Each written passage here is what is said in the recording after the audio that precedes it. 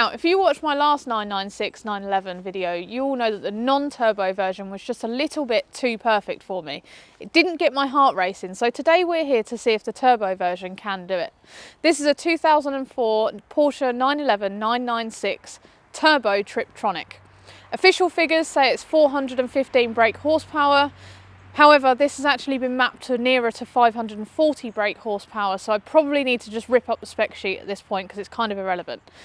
However, a standard car would be, as I say, 415 brake horsepower from a twin turbo flat 6. 0 to 60 in about 4.9 seconds and a top speed of 185 mile an hour. Now, I'm aware this leaves me open to comments about it not being a fair review. However, if you've watched my channel before, you'll know that I care less about power and more about how the car feels and how it feels to drive and the engagement. So please do stay with us on this. In terms of styling, I know the GT1 headlight design is kind of controversial. I actually really like it, and certainly with the nice little spoiler on the back, it just makes it look a little bit more aggressive. Boot space, actually not too bad. You can fit a decent sized overnight bag in there. Small suitcase, but yeah, pretty comfortable. As I said earlier, this is going to be more about the drive really. So let's take a look inside and then get to the good bit. Interior is very luxury 2004. We've got leather absolutely everywhere on the front seats, dashboard, steering wheel. We've then got this really nice Alcantara in the headlining and more leather on the door cards, as well as this kind of nice carpet style upholstery. Rear seats are a nice size if you're a dog or a small human like I am. In terms of storage, we've got a nice little compartment in the armrest, a little coin holder just here, a nice size door card compartment, as well as a reasonably good glove box. In terms of centre console, we've got the normal kind of heater buttons, climate control. We've also got heated seats, which is cool. 4-disc CD changer. We've got a nice little screen that kind of gives you all your vehicle information, as well as obviously radio and then a sat nav. But coolest things are cup holder, very cool design, and a phone which works. Also worth noting on the centre console is the spoiler up and down button and the PSM off button. PSM is Porsche stability, which means basically extra spicy on the twisty roads. Steering wheel is really plain. We've just got the Triptronic up and down gear buttons. Dashboard, if I'm honest, I find it a little bit too busy. I want the speedo in the middle. It's got the rev counter in the middle. When you're driving along and trying to find stuff, can take a while, but then obviously I don't know the car. But anyway, let's take it for a drive. So as always, I did not mention the sunroof on the interior bit, but basically you've got kind of two options with the sunroof. You've got one that opens the roof fully, so you've got wind in your hair while you're driving along and it's all lovely. And then you've also got one where the roof is kind of shut but lifted up. This car does not have any driving modes. It is literally just you in the car. There's no sport mode, race mode, whatever. It's just the mode you get in the car is what you've got. Again, you know, it's a 2004 car. It was kind of before they started doing all that stuff, so it is a lot more engaging than a lot of the newer cars, in my opinion. Things I don't like are the steering wheel is like huge, and I don't seem to be able to lift it up anywhere to make it a bit higher. I can make it lower, but not higher. Now, I'm short, so I'm really close to the steering wheel, and I've also got quite fat legs, basically.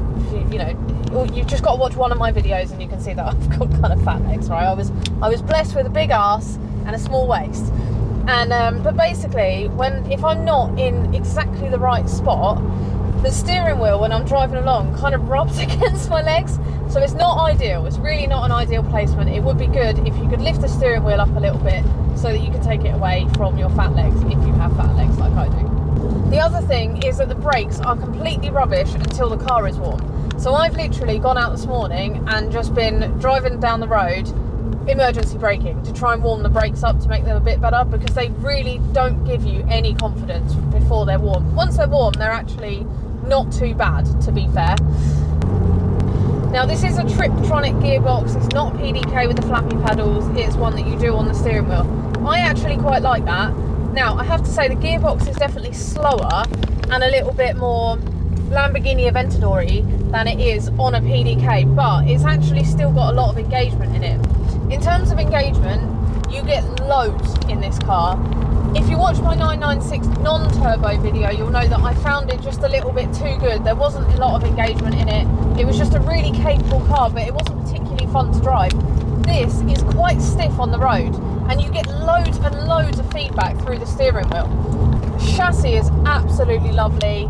It just feels really nice to drive. It's the sort of car that you would want to take on a track, whereas the non-turbo, I just didn't feel that way with it. It's also worth noting that this car has 151,000 miles on it, and it's still running. Now, I won't mention the fact that the owner has spent about 4 times as much as he bought the car for on doing various mods, and also, you know, keeping it in good condition. It's pretty much a completely new car at this point, but it's got 150,000 miles on it, and it still drives like an absolute dream. It's lovely. Now, I have to point out as well, when I first got in this car, it didn't give me a lot of confidence. Like, I was a bit scared of pushing it. A lot of the time when I get in a 4-wheel drive car, I know that it's going to just do what I want it to do.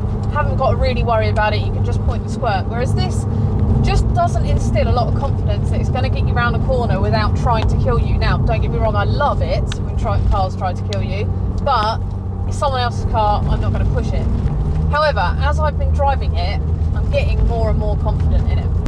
Something that's interesting is the noise. Now, the McLaren, when I had a McLaren 650S, and I know they're all pretty much the same, the noise in McLarens is a bit flat. It's not like a Ferrari or a Lamborghini where you get all the noise and that adds to the experience. McLarens just sound really flat, and this sounds exactly the same, and interestingly behaves very similar. So you put your foot down, it boosts up, gives you a minute to compose yourself, and then tries to absolutely rip your face off. So let's go and find the twisty road, and I will show you exactly what I mean. Right, twisty road found, let's go. Fucking hell. Hopefully my camera guy is going to crop out that bit. Oh, Jesus. I don't really know why I didn't have a lot of confidence in this car when I first... It's really weird not doing the paddles on the back of the steering wheel and doing them on the actual steering wheel. Jesus Christ, this handles so well. There's literally no slip at all. It just feels like you can chuck it at a corner at whatever speed and it will get... Jesus Christ. That was fun. That's fun. I need to do that again. One sec, I'm going to turn around. Alright, I'm going.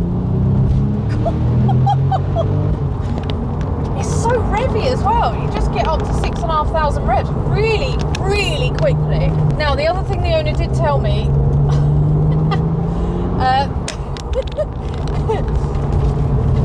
Alright, let me just get to the end of this. My God! Oh, and it is so planted. It just feels like it would never, ever, ever slip out. Oh, right, anyway. The other thing the owner did tell me, actually, is that this car has got about 250 different maps, kind of options or whatever, that it will automatically decide what map you want when you're driving along. So the other thing with this car is that you can drive along and it will be completely comfortable. You know, you could very easily daily this car, and then you just literally put your foot on the throttle or put it into manual and it just absolutely tries to take your face off. It's incredible. Yeah, I mean, for a 20-year-old car, it is a really, really good all-rounder. If you want a decent supercar, I mean, considering, again, you know, this has had quite a considerable power upgrade, but decent supercar that will keep up with pretty much anything else, certainly in my supercar club, and you can very, very, very comfortably daily. There isn't really any other option for the money. I mean, 20 to 30 grand for these now. Really, really can't complain. Fun factor, I'm going to say, I'm going to go with an 8. It's not GT3 fun, it's not Lotus fun, but it's definitely on par with the Seat Cupra that I drove last week, which if you watch that video, you'll see I absolutely loved. But yeah, really, really, really, really good car to drive. In terms of practicality, I'm going to go with like a 6.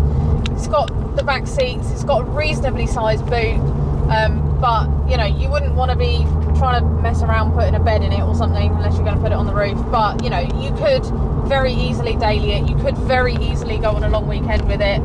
It's a really, really, really good all-rounder. If you haven't got multiple adults that you've got to ferry around often, and if you're not having to, as I say, put large things in the boot all the time, it's brilliant. You could 100% drive this every day. It's very comfortable, but also very, very, very fast. It's brilliant, absolutely brilliant. Thanks for watching. If you enjoyed this video, don't forget to hit the like button, subscribe and turn on your notifications so you don't miss anything in future. Until then, I will see you next week.